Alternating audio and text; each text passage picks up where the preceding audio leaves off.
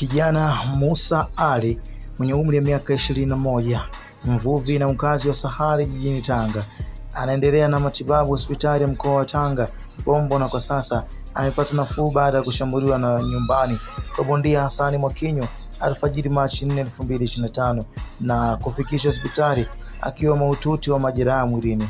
Akiongea hospitalini hapo, kijana huyo amesema Mwakinyo alimshambulia kwa kisu na kumfungia mbwa 6 saa 12 alfajiri alipokuwa akiokota nazi zilizokuwa barabarani katika mtaa wa Sahare anaoishi Mwakinyo.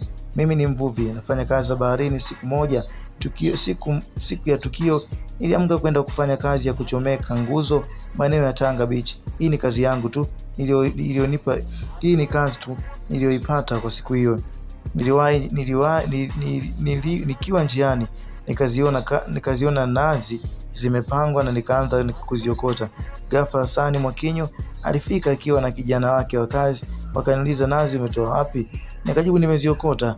Mwakinyo akajibu, umeakanyaga, na kuanza kunishambulia kwa kulipiga mtama na kunibuluzia nyumbani kwake. Zile nahisi kama zisingetegeshwa.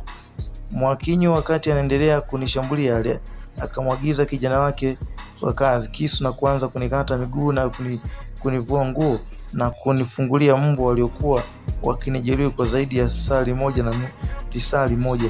Nikikaa pembeni nikiwa nimekata tamani subiri kufa tu. Akaja mwenyekiti, baadaye wakaja polisi, nikawasikia wanasema ameshakufa huyu, mtu tumburuze tu. Baadaye nikajikuta hospitali.